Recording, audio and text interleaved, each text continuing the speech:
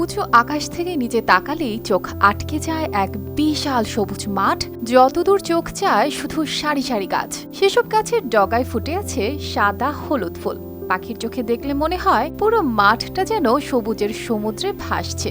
আর তার মাঝে হাজার হাজার ড্রাগন ফল গাছ কেবল দুলে দুলে জানান দিচ্ছে দেশের কৃষিতে এক নতুন বিপ্লবের গল্প।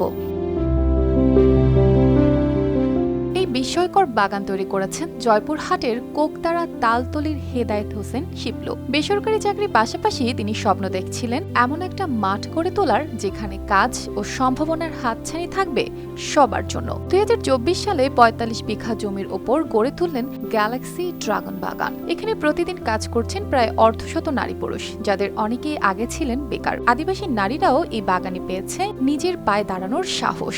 এখন বাগানে প্রায় 1 লাখ গাছ, যেখানে প্রতিটিতেই ঝুলছে ড্রাগনের সাদা হলুদ ফুল। ফল ধরতে শুরু করেছে, আর এই টাটকা সুস্বাদু ও পুষ্টিগুণে ভরা ড্রাগন এখন স্থানীয় চাহিদা মিটিয়ে চলে যাচ্ছে রাজধানী ঢাকা সহ দেশের নানা প্রান্তে।